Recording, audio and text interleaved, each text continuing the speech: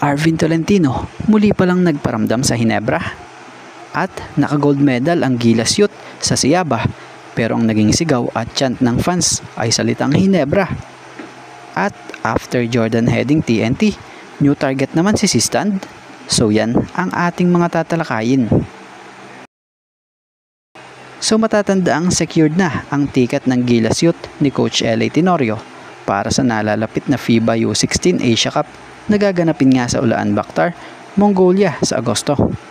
Matapos manaig ang pusong kampyon ng Batang Gilas sa ginanap na Under-16 Championship Siaba Qualifiers, matapos yung tambakan nga po ang top 2 seed ng Indonesia sa score na 70-40 nung Biyernes, May 30, 2025. So batay sa report, chemistry at teamwork ang naging sandata at naging winning formula ng nasabing koponan para sa kanilang historic no-loss championship win.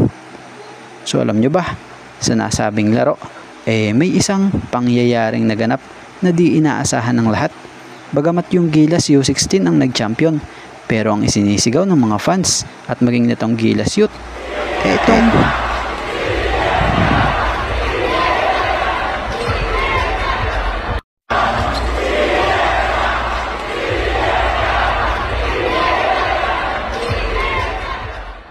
At dito tayo about sa nabasa nating post ni PBA Insider News na kung saan sinasabi rito na I heard that TNT is looking for another big man this PBA playoffs.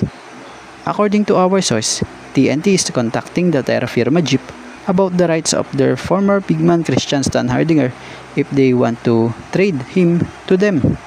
Source, TNT Insider. So titingnan natin yung sitwasyon minsan nang napabalitang nagretiro na itong si Stand after maglaro lang ng ilang games sa Terra Firma. So ito yung player or star player big man noon ng Barangay Hinebra na trade sa Terra Firma. Bagamat na trade, lumaro lang ng ilang games. After noon, napabalitang nagkaroon ng injury at napasa ang kontrata. Pero after noon, napabalitay ito'y nagretiro na.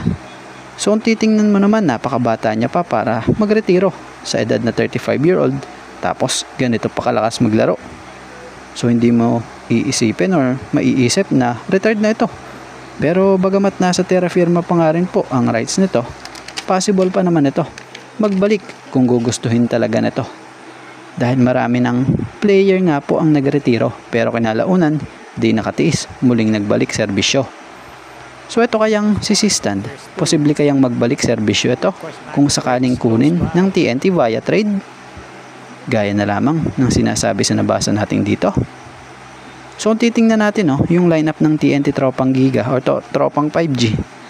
Parang di naman kulang na sa big man, lalo't nagbalik pa nga yung BGR sa kanila dahil okay na ito at nakarecover na. So malakas pa rin naman ang frontline nila kung titingnan mo.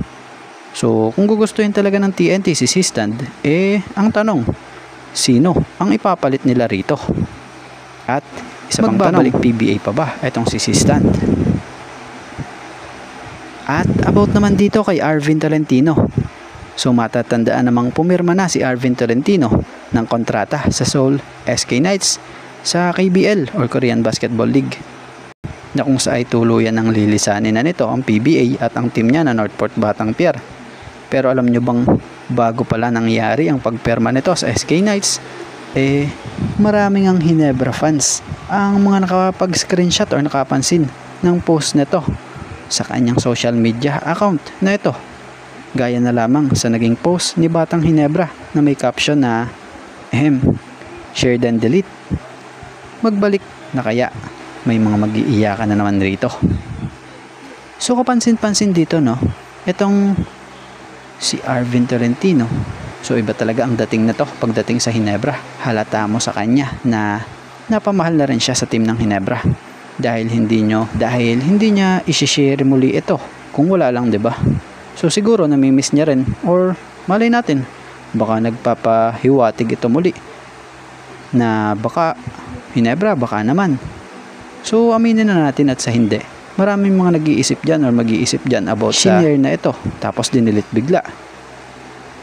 Pero syempre, yung Arvin Tolentino, nasa Hinebra man yan or wala, kilala mong marunong yan lumingon talaga sa kanyang pinanggalingan. So yun din ang kagandahan talaga sa kanya. Pero ngayon, congrats para kay Arvin Tolentino dahil sa maglalaro na nga siya sa KBL para sa team ng Seoul SK Knights.